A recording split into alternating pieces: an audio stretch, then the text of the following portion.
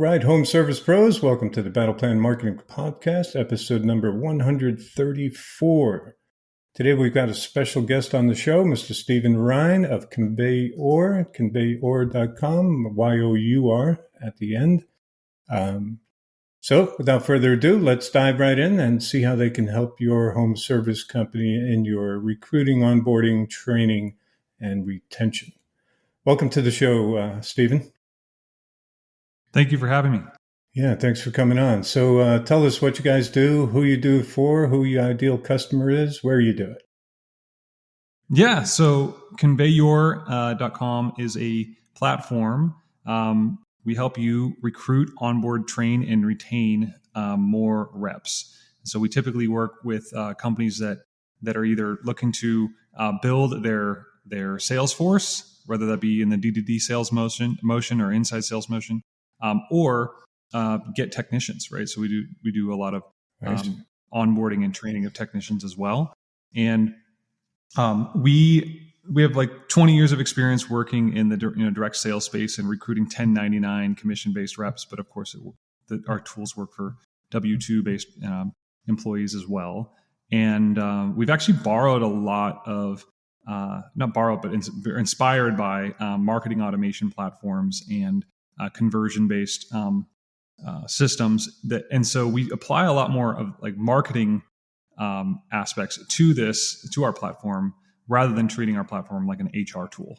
And so that's really been the success of it, which is why it's fun to be on your podcast, right? Because it's Battle Plan Marketing. So you will understand this more than most, which is it's the same stuff. It's the same thing with not letting a lead fall out of the funnel, making sure that you follow up with them, and understand that a recruit is making a purchase, just not with money. They're making a purchase with their time and their opportunity cost. And so we really try to instill that in our customers is that, hey, you're not the really cool big company that's been just because you've been around for a while doesn't mean that you can presume that you don't need to actually sell and position the role that you're trying to recruit for in a light that's going to attract the right people. So that's what we do. That's we've been doing this for Conveyor launched back in 2016, and we do it for a lot of companies in the D2D space. So like solar, pest control, security systems, and then we're seeing a lot of other companies, even real estate, roofing, plumbing, that are also doing kind of the D2D motion and looking to build a bigger rep force. Nice. So the A to Z, so you help them with the creative and attracting recruits first and foremost? Yeah. So they still use, say, like Indeed and job boards and things like that. We do help them. We've got some tips on how help them attract the right type of people that are really outcome driven, that would be okay with 100% commission based role. And then we also help them a lot with using their existing sales force to sneeze out the opportunity to other people and incentivize them for doing that. And we try to make it stupid easy for a sales rep that you already are working with to share the role and not put a lot of like cognitive overload on them when they're already trying to sell in recruiting. Make it really, really easy and incentivize that process. So we help with that. We help create automated flows and nurture sequences. So it's like, hey, if you're interested in the role, I'll just get your information, plug it in, and then it kicks off the process of talking to that person and scheduling them for interview and all of that. So nice. That's the initial work we do, is helping with sourcing and getting them into the funnel. I like how you go through the existing, staff as well to look for, recruits. Always best found, or oftentimes best found, through the people you already have. So that's great. So you're setting up automations like us, we do in the marketing world now. So you've got landing pages, opt-ins, and automated follow-up, SMS, email. So the landing page, yes, we do SMS, email. SMS is heavy. What we've done actually is, instead of having a landing page and having to build that out, we actually have this idea of what we call a rep experience platform, or a learner portal. And it's actually started out when we were just a training tool. We called it the learner portal, and it was just where people would go, a rep would go for the training. What was unique about our portal is that there's no like a big drawn out, sign up and provisioning process to get a profile. if you're a contact in the system, you have a portal. It's through a private link that's texted to you. And so we actually have this idea of like, what would it be like to have a single source of truth, a single place that a rep goes to from the very first time they hear about an opportunity. Okay, imagine a landing page that's constantly changing and it's just showing the things that this person needs. So from the very first time they hear about the opportunity to then saying yes, schedule an interview, to then doing their onboarding process and collecting all the information you need from them, training, and then retention, where you go to learn more stuff about the role and learn about products. And we call it a rep experience platform. So we're doing this recruit, onboard, train, and retain inside this concept of a rep experience platform. I like it. You're controlling the training, which I love a lot. Does that get into the sales side of it as well, the presentation, or we're just hiring, onboarding, training, and now they're out in the field? Any of the tools in the system that they can use in the field? Yeah, so that is a really good question. I've been asked for using the portal. Right now, it can be used for both training on what you don't know. So you're a rep, and I need to drip out a course to you to get you to watch the specific thing. Then we have a spot for on demand where they can just search for anything and get a quick answer and watch a video. We have been asked, though, can we use this same portal as kind of a sales enablement platform? So could we share out a document to a customer? Could we show them while they're out on the portal? And we're not yet that, so we don't play in that yet. There's a lot of competitors in that space, and so we're trying to focus just on the rep experience so far. I see. But I guess it all lands on rep experience, doesn't it? Right? Because experience at the door for the rep, that's another area on our roadmap. Yeah. I like the idea of companies controlling, not completely, but mostly, what the message is in the sales presentation, especially home service companies. They hire, they train, they unleash these guys and men and women. And, they really don't have control of the message that's going out there. Depends on how well the training was done and how well they hired, I guess. But I've seen a lot of crazy things happen out in the sales world for all kinds of companies. And business owners don't realize, quite honestly, that some of their reps are out there talking crazy. Yeah, that's a really common problem. There's some new technologies I've been seeing. One's called like Zero.ai, and they actually record at the door. So they record the conversation. It's legal in certain states, right? You got to check the state requirements, but they record at the door, and they can audit those conversations en masse, and then we do a video coaching thing. Now, that's typically before you hit the door, is you actually have them upload a video of them, doing pitch practice and then reviewing that video. So that helps initially get them. I find from my experience, people that aren't confident in the script wing it. So if they're really confident, they'll be less likely to wing it. And that's where the lack of good training is what causes people to go off script. Totally. Or, to go off. 100% agree. So I love that you put the training. So, if I'm the business owner and we're working together, we're putting the training together once. Your team's guiding me, I'm guessing. And then I'm kind of done. Or, there's always a polishing as time goes on. But for the most part, every new recruit, they go to that portal, and I'm relieved of that responsibility. So too is my staff of every little sub, position in the company. So speak to the power of that, because I'm sure that is hugely impactful to companies out there. Yeah. Thank you. You know from your background on how impactful this is actually, and how it affects recruiting, because no manager or company wants to grow into the pain. So if subconsciously, you won't want to get more recruits if you're going, well, every week I'm going to have 2 new people asking me a million new questions, and I don't have it systemized, I don't have standard operating procedures for these people. And then there's the other problem of, if I'm trickling in and I'm recruiting in these, all throughout the week, nothing feels like a cohort, and I'm repeating myself every week with the same people. How do you solve that? And so digitized training is like, it's like, have you ever heard that feed the legs feed the beast, like, in basketball or something? It's actually, I call it back pressure. So this is concept of back pressure, that's pushing against your inability to recruit because your onboarding and training is not streamlined.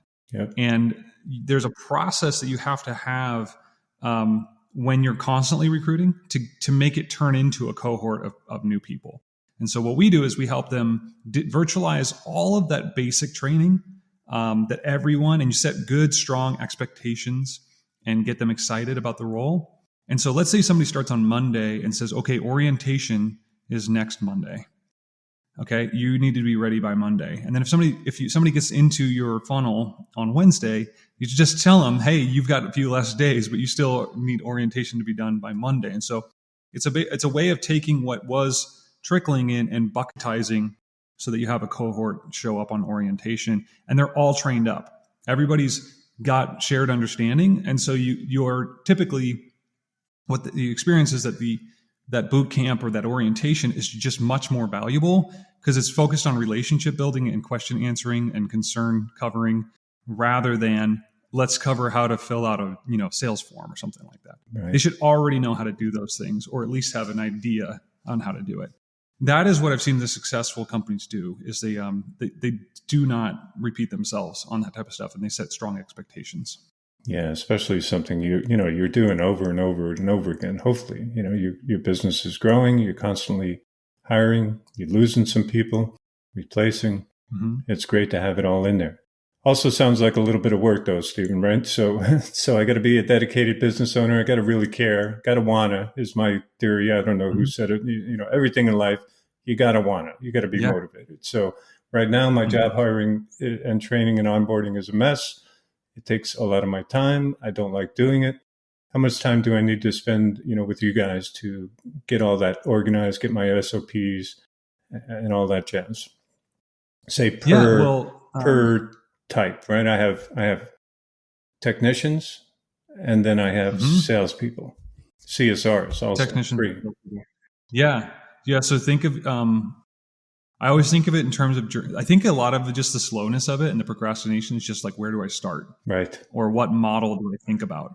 And that is where it just like, as a business owner, you're so close to it, right? And so you're thinking about all of the things that this person needs to know and all of the things that you know in your head and how to get it out.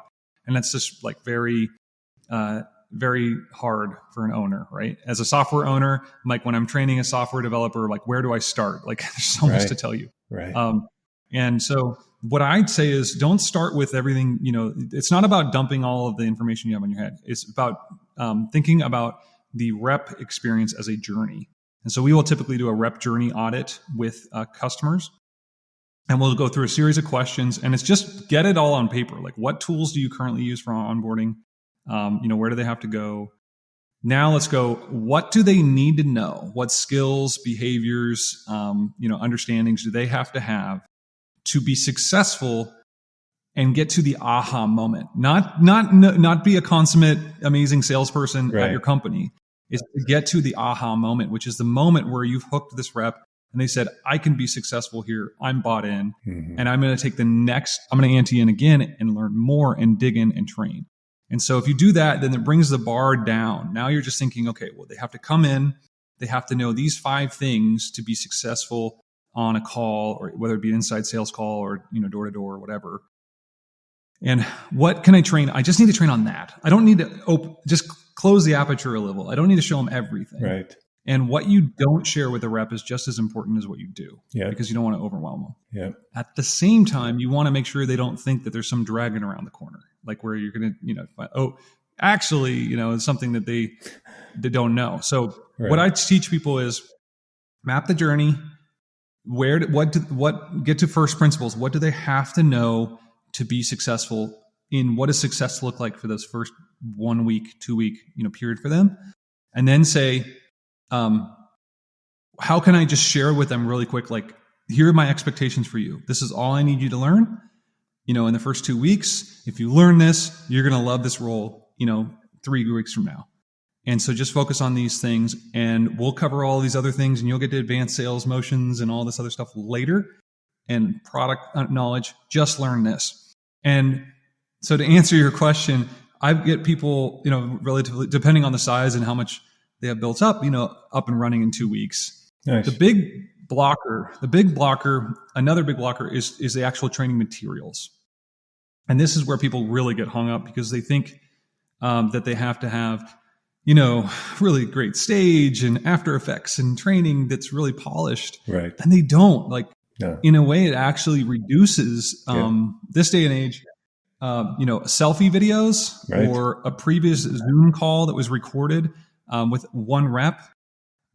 It's about the pacing and how much, how you keep it short and tight and effective.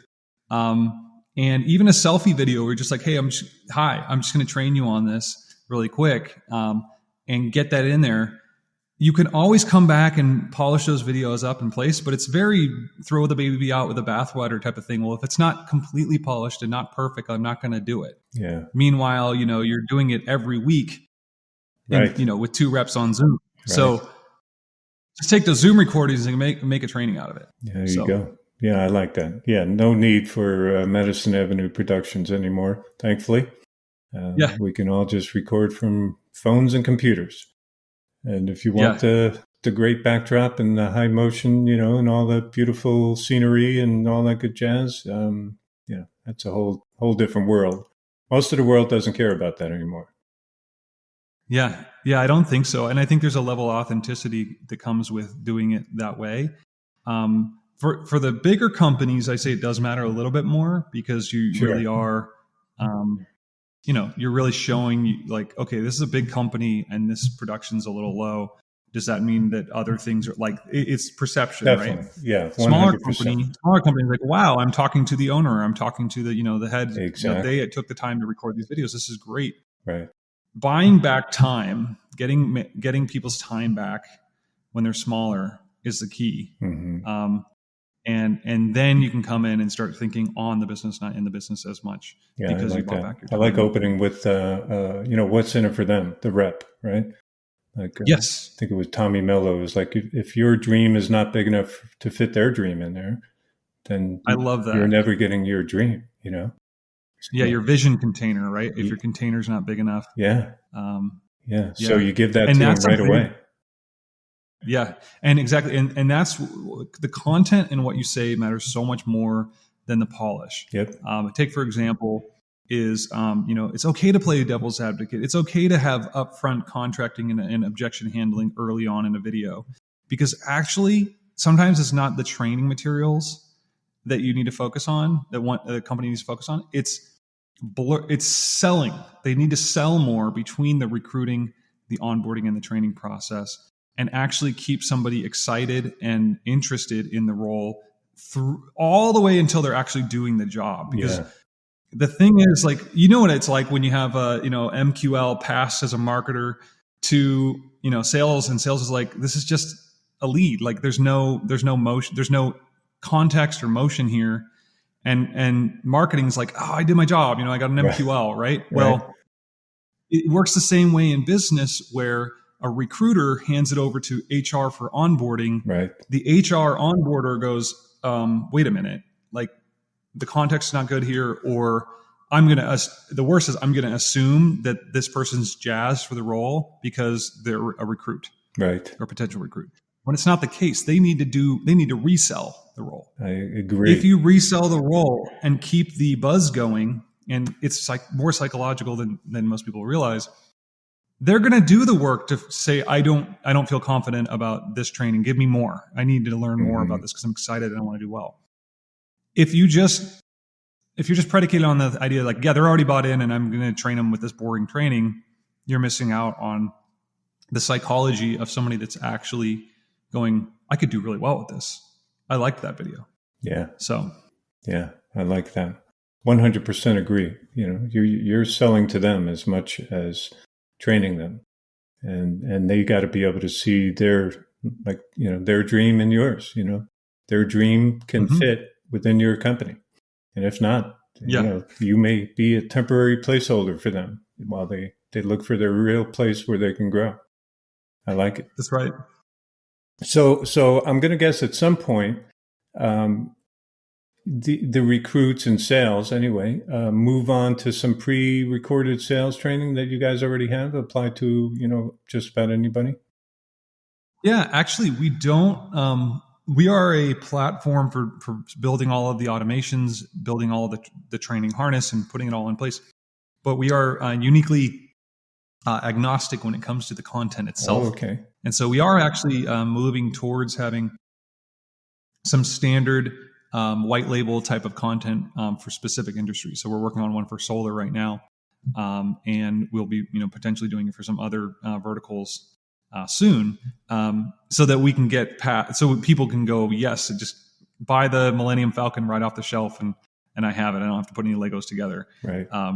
But what we do though is we meet with our customers and we actually say, here, record a video like this. Here's an example, And so just getting the example and the format down and knowing what to say, we're not going to, like, you are still your owner, you are still the recruiter, and your business better. But just getting guidance on that is so helpful. Yeah. Knowing where to start and creating a framework. So we don't actually have a lot of content right now. And I want more. I want to make it where it's that easy. Excuse me. You guys think about connecting with like third party, Grant Cardones of the world? Yes, we have actually. And so most of the training that we're doing is that really initial training where it's solar 101. How does solar work? How's the pest business work? These are the types of insects you need to know, things like that. And then maybe what we could license much easier, which we haven't done yet, is that more advanced veteran type of mindset training, sales training, things like that. But we haven't done that yet. Gotcha. Still done a lot already. Yeah. So do you you're giving instructions to the business owner? Is there an interview process at all to help them guide along and make some of those videos? Or yeah, it's that concept of the rep journey audit, and we essentially go through and we map out using Whimsical and now our product called Workflows, which is a visual drag and drop editor, nice. Automation editor. And we will go through and just basically, okay, walk me through. How does a recruit learn about your initial role? Initially, how do they know they're hired, right? It's kind of like they ask you answer model, right? Book where it's all of those questions that lead to confusion through the process. Okay, who does that? Who sends the letter? Right. Who sends the acceptance letter? Who hires? Who has the final say? And it's amazing how many times it's like, I don't know. Hold on, let me go chat with somebody to find out. And so really it's just an uncovering of all of these business, implicit and explicit business decisions that have been made. Whatever you have, that is your design, right? That is your design, whether it's good or not. And then once we have that, we say, well, what could it be? If you could wave a magic wand, what could it be? Now we are actually, for the smaller companies, we're getting away from doing a rep journey audit because we know right off the bat, we'll probably have a better playbook for you. Just run this playbook. Yeah. And so we're working on that. And then it's just consulting with them to get the content in the right spots in the playbook. With the bigger companies, they already have some things that are working great and they want to make it more efficient. And so that's where we'll do a little bit more white glove approach where we're like, okay, well, let's figure out how to make this. We took one company that was doing tons of manual work, amazing recruiters, and we just automated 95% of their reminders and the things like the text that you gave me for getting on here, fantastic, reminder texts. And it works. And the thing about, I'll say is kind of a little bit of a tangent here. I think a lot of business owners that haven't had to scale up, are timid on automation because they like the aspect, especially in recruiting, of the personal touch, right? They don't want one recruit to fall through because they got a text message that looked like an automation. Right.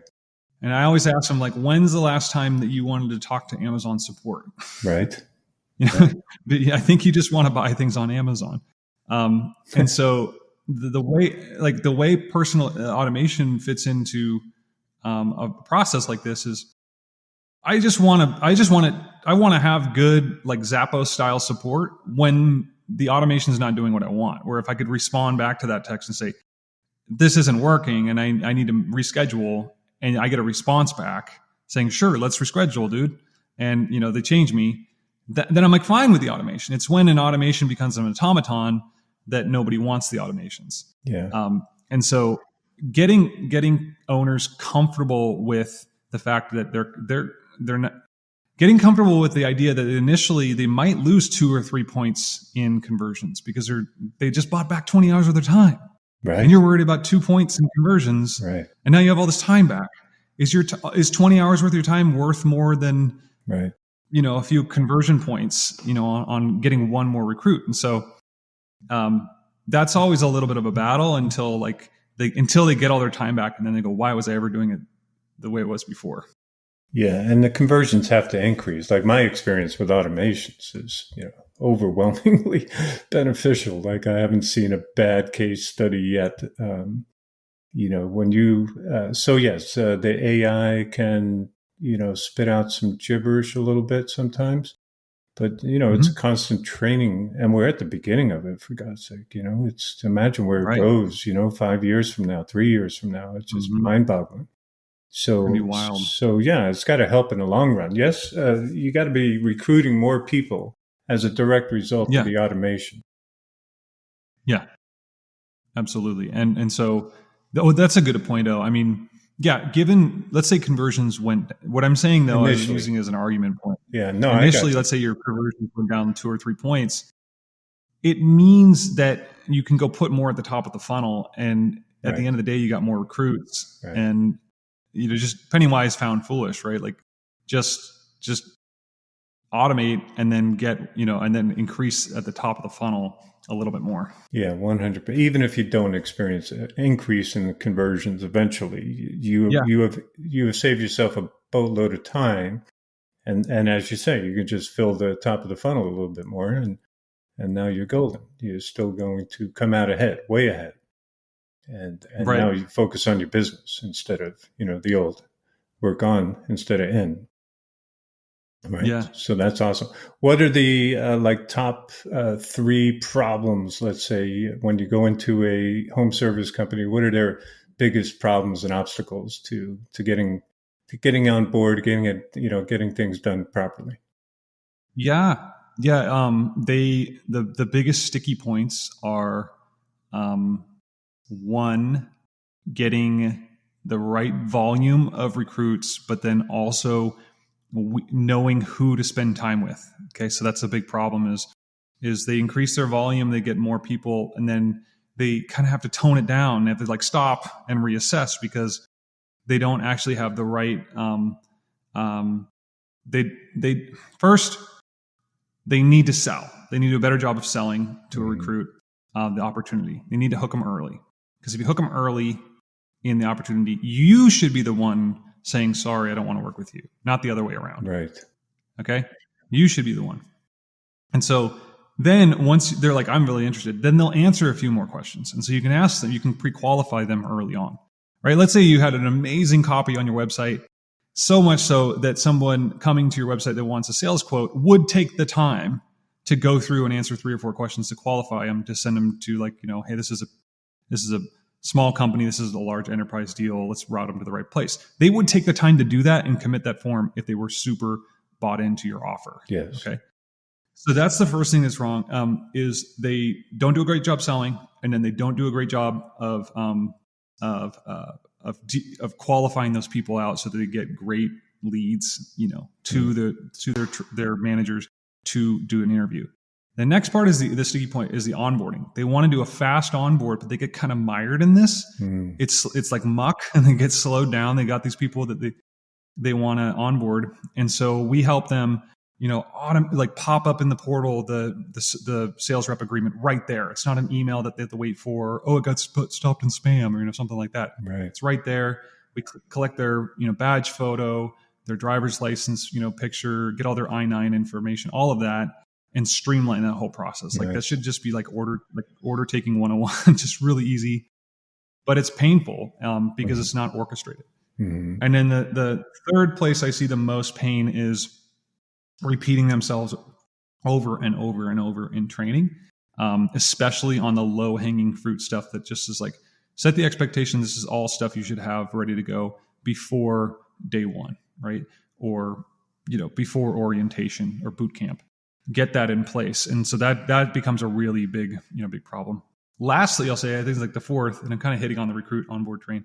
The big sticky point is kind of death by 1,000 paper cuts with supporting reps out in the field. So you're getting more and more reps, and the questions are just continuing to pile up.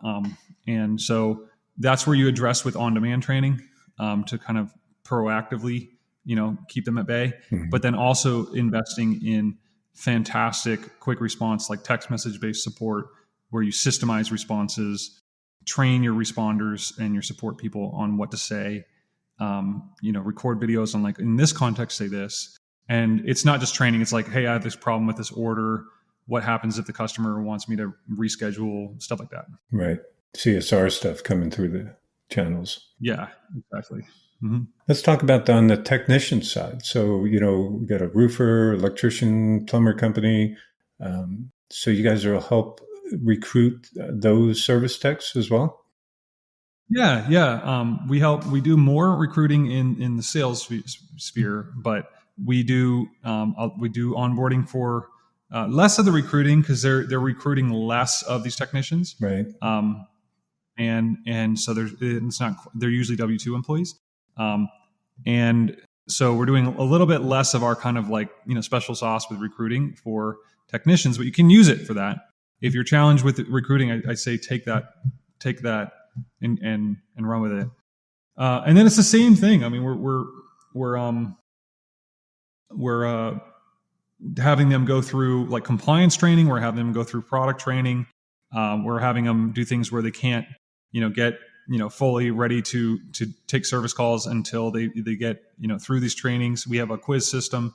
So we'll watch a video, answer some micro learning quiz questions, and maybe even restart the lesson if they fail. And then it's used commonly also for doing everboarding. So especially with the technicians, it's like, hey, new policy in place, new format, the new product, nice. New SKU. And so we're pushing those out via text into the field. They click it and they review it. And so we've done safety training for large multinational oil companies. We've done a lot of like home health hospice, people that are kind of like caseworkers and things that are out in the field that need training for skills. And so we're actually getting more and more into the non-sales, field, like gig economy type workers, technicians, and field support people. Yeah, I like that. I didn't even think of that. So like a new product that we're selling, a new process, a new whatever, you can release it, to everybody through one training over and over again. I like that a lot, and get them all on like a the same page. Mm-hmm. Yeah, mm-hmm. Super good there. What are all marketing is really education, right? Like all good marketing is education. And so, a change management initiative, a company is, and I keep beating a dead horse on this, but like the change management is half education and half positioning and whiffing, like what's in it for me, for a different, take a bank, for example, they're rolling out a new credit card limit or something. So you say, okay, for my tellers, I'm going to release this. And you say, hey, tellers, this is why this is important. Do you hate it when someone comes up to the counter and you're confused and they're frustrated and you can't explain to them why they can't take out more than this much right here? Well, then this one's for you. Like, we're going to explain this for you. Okay. I like it. If you don't personalize that and send that out and do what's in it for me, they don't care. Right. If you're like, this is really good for the company and it's going to be great for our leadership, like, they don't care. So it's just it's personalizing and positioning your training to match the persona of the person, just like marketing. I love that. Yeah, definitely. What's in it for them? Why would they care? Exactly. Just because you're excited about your new product that's going to increase your bottom line, your sales. Yeah. What's it going to do for the people who are out there in the field, or answering the calls or whatever? So I love that. Start off with a story, a situation. Here's the problem you're encountering. Here's our new solution for that problem. This is why you're excited about it. That's great. So a lot of psychology going on behind the scenes, sounds like, Stephen. Yeah, psychology overall is you don't have the time to like meet with each individual and say, hey, air your concerns and let's talk about it before I give you this training. Um, segmentation. So overall, you're like, I want this goal. Like we have this objective, this OKR, this KPI that we want to hit. What are my personas? Is kind of how I think about it. Like, what are my personas that are going to be part of that reaching that KPI? What matters to them? And then what skills, behaviors, understandings does each one of those personas need to have for all of us to work to get to that KPI? They don't care about the KPI. They don't care about the objective. Nope. They care about their day to day. Is it gonna make my life easier? Is it gonna put more money in my pocket? And there's some of it like, does this help the company? Like there are those people that are like very rah rah sis boom bah. You know, they really like, you know, they're really into the culture and they bought in. Yeah. But that's like the last one usually. Yeah. Usually not until they've seen that they can achieve what they want within your company. That's right. But once they see that come on and bring that on, and they love your systems and your personality, your culture, then yeah, you can develop your cult following, you know, kind of. Yeah. Yeah. So a tip for owners is if they can personalize messaging, I mean, if they can personalize it a little bit, and if it really matters to you as a company owner, hit this KPI or something, then take the time to record a little selfie, the video that is the video for your managers, and then take the time to record the video that's positioning it to your reps, and then segment the delivery of that training to the right audiences. And you're just, instead of that lowest common denominator, where it's like I can check it off that we trained on this product. Right. If it really matters, you know, take the time. Just take the time to record a video that's personalized. Just focus on being empathetic for those people.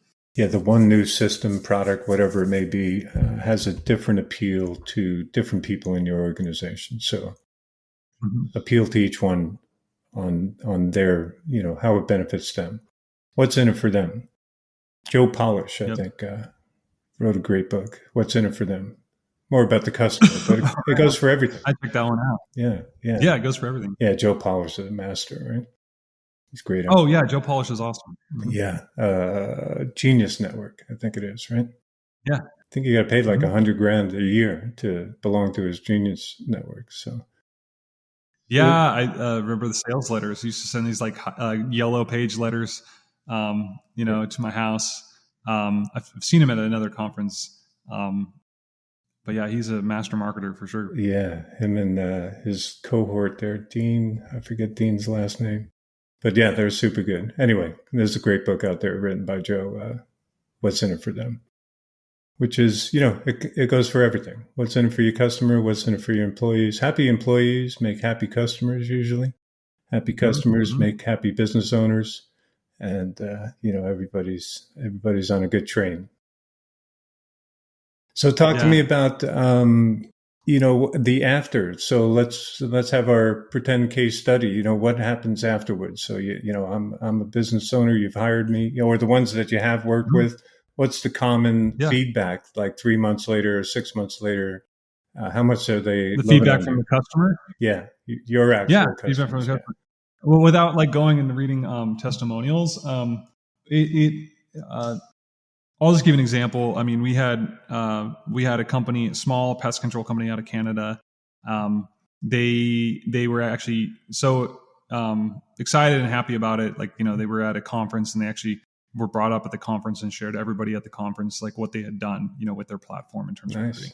They hit all the recruiting numbers that they want. They're excited about. They're kind of seasonal, right? Because they're Canada and it's pest control. Could you imagine what pest control, you know, door-to-door knocking is in Canada in the winter? So they have a kind of a seasonal recruiting, but they're very excited about that. You know, one company, we went from 700 individual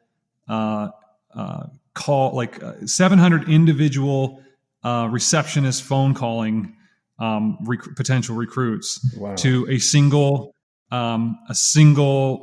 texting system that manages, you know, all of the offices nationwide, and it just revolutionized how they do recruiting, going that way. So that's amazing. So for, you know, listeners out there of multi locations and such, the bigger you are, the more it'll benefit you, of course, Yeah, yeah, we work a lot with big scale, but we're not. We love working. I really love seeing problems that were solved at a large scale for companies that have the concern and to solve that problem coming down the market Yeah. to help smaller companies, and especially very satisfying to see say a service oriented business, a plumbing business, pest control company that's been that is part of a community, that maybe it was an amazing service, really good operator. It's just really good operator, but maybe just hasn't unlocked that kind of, like, they didn't have a lot of experience in marketing and digital marketing and everything like that. Right. Wasn't exposed to that. And when they pick this stuff up, it's like, it can be like gas on a fire, because they've already got that offer. They've already got the great service, customer service culture and product.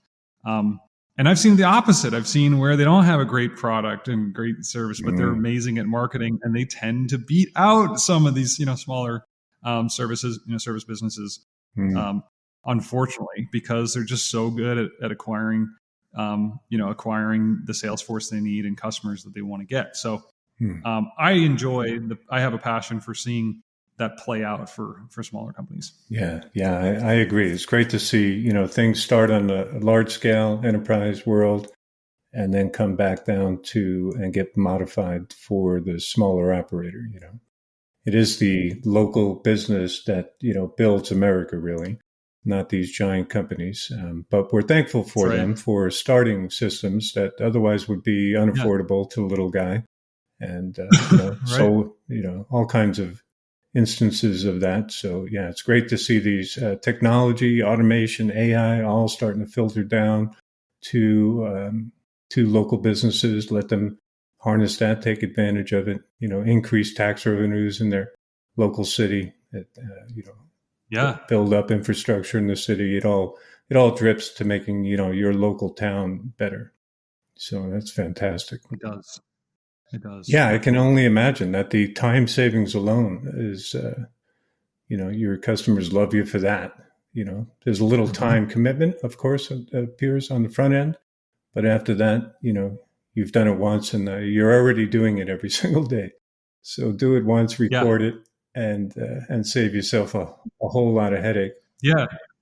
And get everybody on the same page. Because, if you're training somebody every single day or several times a week, you're probably forgetting stuff, right? To implement each and every single person, because you've done it too often. Am I incorrect there? Or? Yeah, you've done it so often. You've done it so often that you forget. Like, it's like a glacier, right? What you say kind of changes with the times, right? And then things get left back, left back further. And you're like, oh wait, I forgot about that. Yeah. I need to bring that. I need to reincorporate that. Exactly. And just the, like you're saying, day 1, 2, whatever, that first week, getting all the paperwork together, get all the tax forms together, all that stuff is so greatly simplified.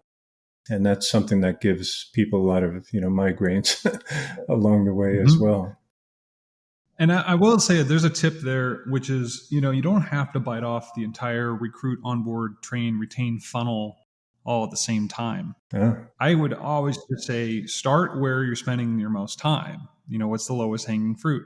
Because that will feed your desire and energy to work on the next bit, right? And then work on forward. So maybe the training is where, you have the most time spent with your team. And that's really, if you really like deep down and do a little navel gaze and go, oh, I don't want to add more reps because I don't want to do more of that. Right. So just focus there. And then it's always a case of you have to invest a little bit more time and energy and build it before they come. It's not I don't recommend just building as a result of more inbound traffic for recruits, right? All good marketing comes from like having a thought, like we could be this, we could have this size company, and going and making a bet, right, with regards to building a landing page, right? Making a better system or process. I've never seen marketing work well where it's like you're just oh, getting a little bit more inbound. Let me just make it a little bit better. It starts with like having a little bit of a plan. You got to and get plan in it front out. of it. Battle plan. Yeah. That was our original. Yeah. Yeah. You Yeah. got to, Battle plan. yeah, you got to map it out, man. Otherwise, you're just reacting, and reacting is not a good business model, proactive. I really like it, Stephen. How about in the recruiting phase? So can that automation help me filter out some of the recruits I wouldn't want Yeah. before Great I get on the question. phone with Yeah. them? Exactly. So our system is essentially, imagine the workflow system. Imagine baking a marketing automation platform like Drip, Right. or ConvertKit or something, and where it's email and text and logic, like if this, then if they click open this link, whatever. Imagine that combined with, inside that workflow, dragging and dropping a landing page at the exact spot where they're supposed to go. Mm. Right? That's what our platform is. It's baking both the front end, portal, landing page, wherever they interacted on the page, and all of the check-ins and emails and text messages in one place. Nice. So they watch a video. Typically, it's an opportunity video where you're kind of upfront. A matter of fact, like, hey, this is a lot. People love this role. These people, you can be successful here. Here's the vision. And then after watching that video, you actually ask them some questions like, what's most important to you? I call these like driver behavior. What's their primary motivator? You can use that later to send text messages and emails like, hey, I know you were looking for part-time work, or hey, I know you were looking for great income. Use the words that they care about, right? I see. And then as you're going through to qualify them, you actually are straight up asking yes or no. Do you understand this is a 100% commission role? Right. If it's a sales commission role. Do you understand if you're a technician, like you will be out in the field driving and things like that? Like just asking those questions. Right. And peppering in those qualification questions with more things that it's like push away, pull in a little bit. Yep. And then based on how they answer those questions, then you're like, okay, well, you've answered all the questions right. Let me show you a Calendly or a cal.com in a nice calendar baked in, and they click that, and they schedule right there. We did one fun where we can dynamically, we did this, we can do this now, and I want to toot my horn a little bit on this. You can dynamically show up like 40 different calendars depending on the office that they're supposed to be recruited to. Nice. So we dispatch the right one inside the portal dynamically, so that it gets the right manager for the interview. I like it. And so that's what I'm talking about. I mean, typically that was just, okay, stop. We'll text you. We'll talk to the manager. We'll get you booked. Oh, so yeah. So yeah, that's the upfront stuff we do. We qualify right at the start of the recruiting experience. Yeah, I love that. So, that's a time saver right there too, right? So not only in the onboarding and training, but in talking to the people who make it through those first few, filters that, okay, this person has been told the story of what their job is and who we are and where we're going and what we do and how we treat people. And now I talk to them, as opposed to, it's commission only. Oh, I'm out of here, and wasted a meeting. And I think those upfront questions scare people because they would be so scared to lose a potential recruit that high up in the process. Yeah. But when they realize, no, if you just start adding more to the top of the funnel, you're going to get the right people that liked that video that was really, direct and more outcome driven. Yeah. And you can always dial it down. If you're not getting the recruits you want, you can always come in and say, okay, I'll dial down how many questions I asked in the beginning to kind of open the funnel a little bit. And then once I see it getting a little bit not qualified, I can toy with it. Like I can play around with the number of questions I asked. Depends on your volume needs. I would rather have the quality recruit than, the volume any day, of course. But, I don't work for a company that has 500 employees too. Might need a large volume, and let me talk to that person and see if I they answered the first 5 questions okay, and question number 6 kind of stalled them. Let's get rid of question 6 and let me ask them. Let me see the whites of their eyes, and let me look them in the eyes. Right. Yeah. Yep. Yeah. Wow, it's good stuff, Stephen. Loved every minute of it. How about you guys on your own Thank business you. side? What's your biggest Yeah, problems in running your company, would you say? Because we're all a great business owners, question. right? So marketing, Yeah, recruiting, these are all common problems. By the way, before I yeah, go there, I'm sorry. I love how you turned like marketing automations basically into recruiting onboard training automations. Love because it works yeah. fantastic in our world. And same thing, we require some time from the business owner to get all that set up, but once it's done, Mhm. the performance is outrageous. So Yeah, talk about how about and you guys like systems you I'm going to cut yeah, myself off again we one use more our time. own Go ahead, fire away. we use our own product for some things. We use Drip for some email marketing.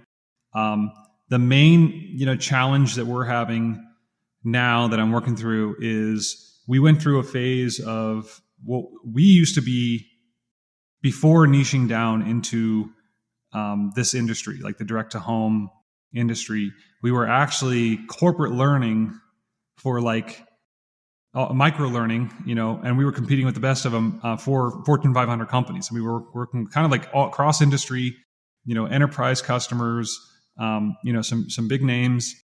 And we said, no, how we're winning the most and how we're most passionate is in this industry. And we niche down to the direct to home industry. Because we really enjoyed this, like I was talking about, how it's connected directly to growing their sales force and actually having demonstrable outcomes for their business versus kind of sometimes in HR where it's more, hey, they did this compliance training and everybody's Right. happy, kind of Right. thing like that. So when we did that, though, we actually went to enterprise direct to home first. And now what we're seeing is a lot of interest from the trickle down effect of people going, hey, this company, I saw their portal. I'm a dealer, and I saw their portal. I liked it, and I want to reach out to this company. Nice. And so the bottom line is that we need to do a better job of accelerating the sales cycle at the lower end. Okay. Really all businesses come down to 3 KPIs, KPI 1, 2, and 3, which is how many people come into your store, how many people buy in your store, and how many people have that aha moment where they take a picture of the shoes and put them on social media or something Right. like that. It's just like those 3 things. And that's working well in enterprise. That can be a little bit slower, for the deal, but it has to go faster at the lower end, say, contracts that are $10,000, $20,000 a year or something like that. So, when they're smaller like that, we have to just do a better job of making it easier for them to say yes, right? Showing pricing earlier, letting them self sign up. We used to have self sign up, we turned it off. Getting into the system, and then having like very prescriptive. Here, do this. Hop in, click this. So we're building this thing called Quick Wins. I'm excited about. It's on the website. You'll actually be able to say, "I want that," and you click one button, and we install the entire workflow into your account just from the website. Nice. And so it'll be like templates on steroids, Nice. and will really help people just get going without like that whole rep journey audit and kind of like that initial consulting process. They'll just get what is best practice, Nice. and then they can change it however they want. So that's our big thing right now, is just being able to scale up to smaller companies. I love it. And putting systems together. It's always about systems, right? Frequently. Yeah, for sure. Yeah. Yeah. Yeah. Good stuff.